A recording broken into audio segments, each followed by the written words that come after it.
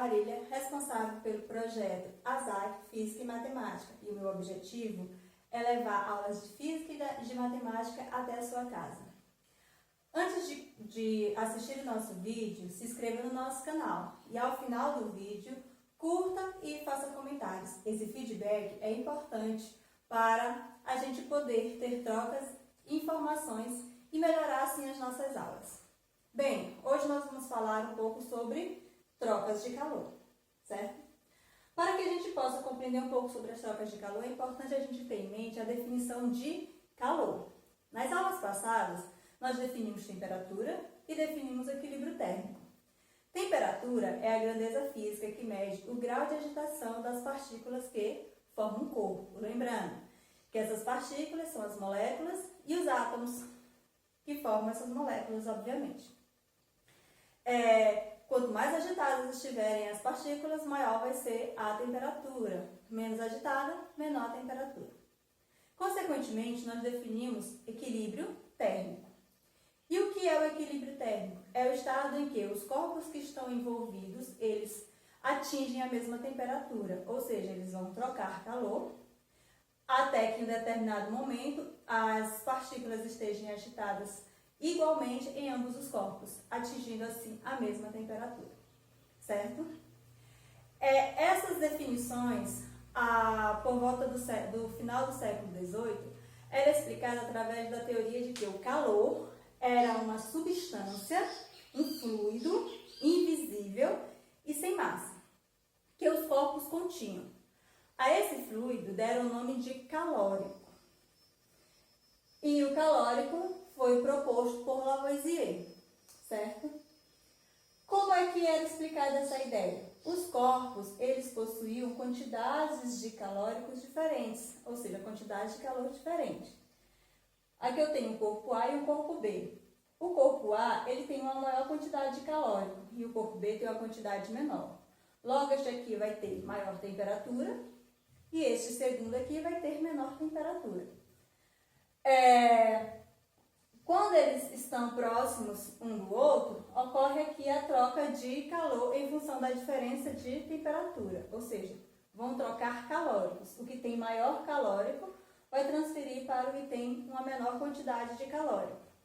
Isso, quando o que tem maior calórico transfere para o que tem menor, este aqui vai diminuindo a sua temperatura e este aqui vai aumentando a sua temperatura, até que eles fiquem com a mesma quantidade de calórico. Entretanto, essa teoria, essa ideia não foi aceita por muitos dos cientistas, que se preocuparam em fazer estudos e poder compreender melhor essa ideia do calórico, certo? Aí nós temos, dentre esses cientistas, o Benjamin Thompson, que foi um dos que não concordaram. E ele passou a não concordar quando?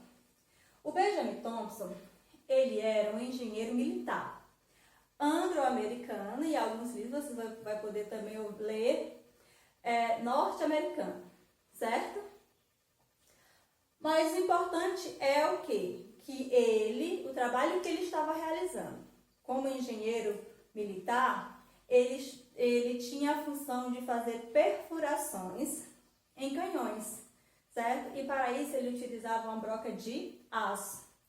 E ele observou que durante a perfuração, essa broca de aço se aquecia tanto que para que ela não derretesse, era necessário esfriá-la de vez em quando. E ele ficou interessado. O que fazia esse aquecimento? Então, imaginou-se que era por conta dos pedaços de broca que iam se desfazendo. Então, ele pensou o seguinte: vamos pegar uma broca cega, ou seja, sem estruturas que pudessem ser desfeitas, e ver o que acontecia. E ele testou.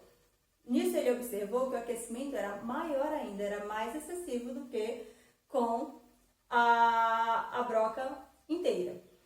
E aí ele ficou curioso com essa observação e propôs o seguinte, que era o trabalho mecânico que estava gerando o calor. E neste momento, a ideia de calor como um fluido invisível e sem massa, começou a cair por terra e começou a definir que calor era um tipo de energia, já que trabalho mecânico é um tipo de energia e a energia se converte em outros tipos de energia. Então, o trabalho mecânico estava sendo convertido em calor. Logo, o calor só poderia ser um tipo de energia também, certo? Isso aconteceu em 1798.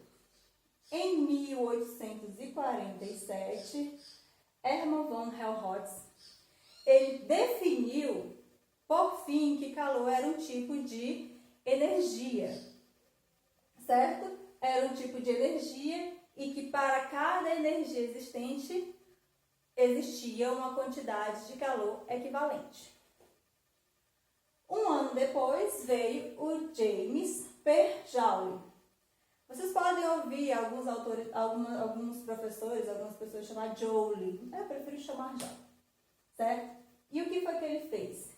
Ele apresentou célebres experimentos que comprovou exatamente que calor era um tipo de energia, certo? Ele pegou um determinado corpo de massa, que eu posso chamar de massa M, e fez com que esse corpo ele caísse a uma certa altura.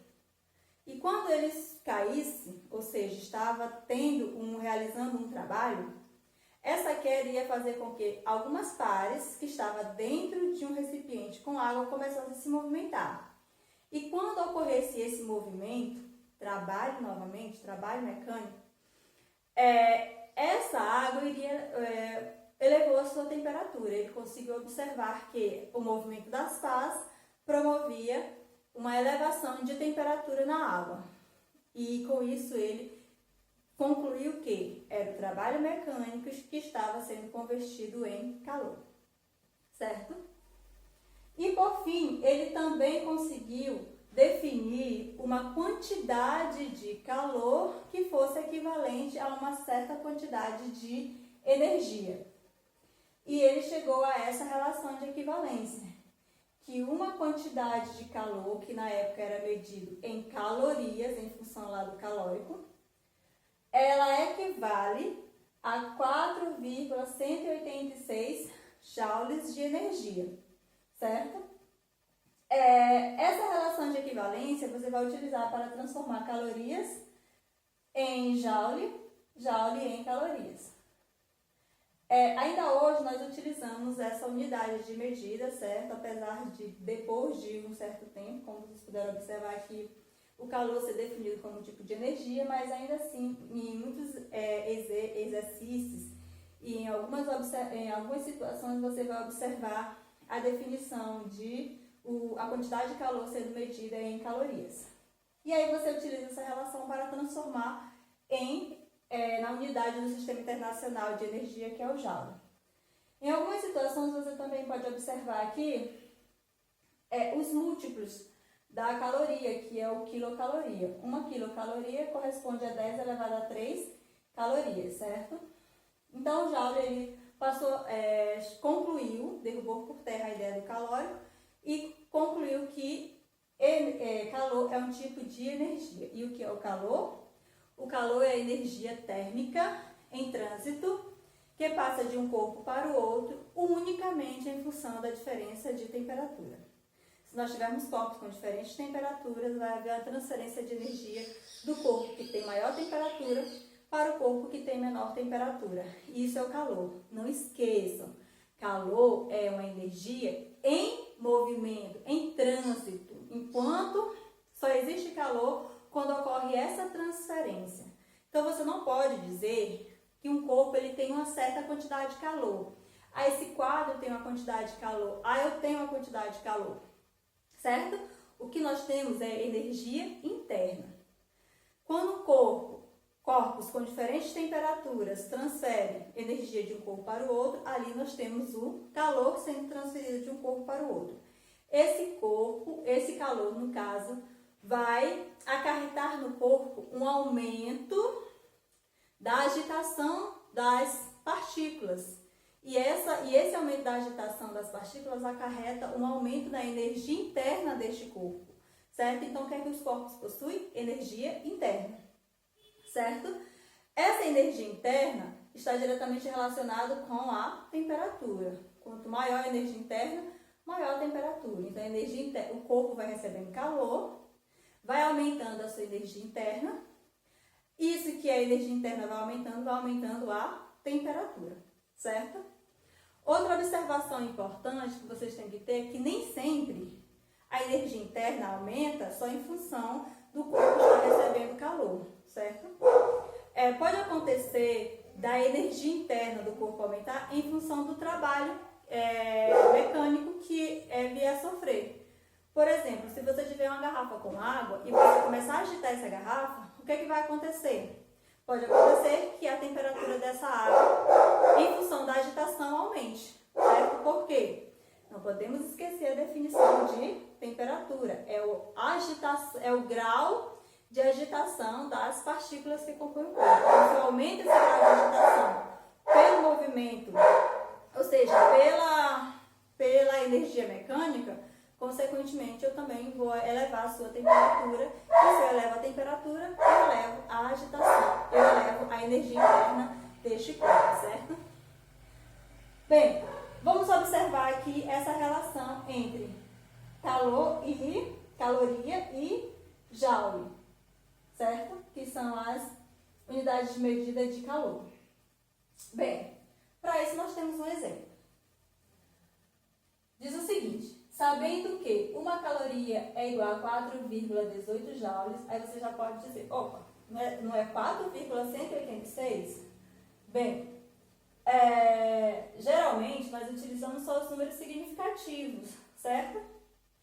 E, geralmente, esses números significativos se resumem a 2 valores depois da vírgula.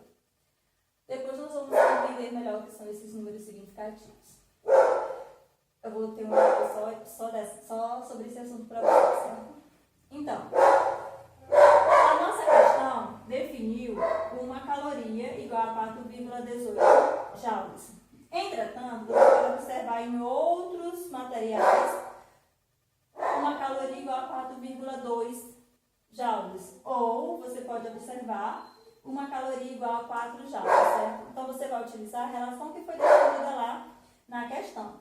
Se não for definido, você usa o 4,18, certo? Não o 4,186, até para uma questão de facilitar o cálculo.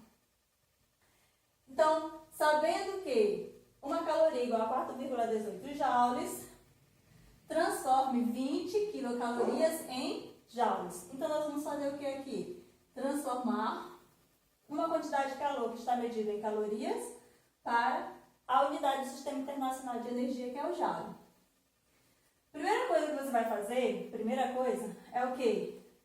É escrever esse valor unicamente em calorias, porque ele é apresentado através do seu múltiplo, quilocalorias. O K é um prefixo, que corresponde a uma potência de base 10, certo? Cujo valor é 10 elevado a 3. Então, onde você vê o K acompanhado de uma unidade de medida, você já sabe que isso aqui corresponde a 10 elevado a 3. Então, você pode tirar o K aqui, ó, e botar vezes 10 elevado a 3 calorias. Pode não, deve fazer isso. Então, vai ficar que 20 quilocalorias é 20 vezes 10 elevado a 3 calorias, certo? Para deixar esse valor um pouco menor e mais fácil de ser calculado, o que foi que eu fiz aqui? 20 é a mesma coisa que 2 vezes 10. 2 vezes 10 é 20. Então, eu posso escrever assim o 20, ó. Aí, vezes 10 elevado a 3. Aqui eu observo que eu tenho duas potências de base 10. E aqui eu posso aplicar a propriedade da potência.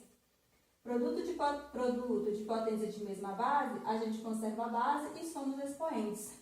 Esse 10, apesar de não ter número aqui em cima, corresponde a 1, certo? E a gente vem e soma. 1 mais 3, 4. Então, esse valor, 20 quilocalorias, corresponde a 2 vezes 10 elevado a 4 calorias. Agora eu tenho o valor em calorias e eu vou transformar para joule, porque minha relação aqui é de calorias e de joule, e não dos seus múltiplos, certo? Então, uma caloria é igual a 4,18 joules. 2 vezes 10 elevado a 4 calorias vai ser igual a quantos joules, certo? Aplicamos aqui uma regra de 3 simples, fazemos aqui meio pelos extremos, vai ficar. Essa caloria corta com essa, e o resultado vai ficar em joule. 1 vezes x, eu deixei aqui armado, certo?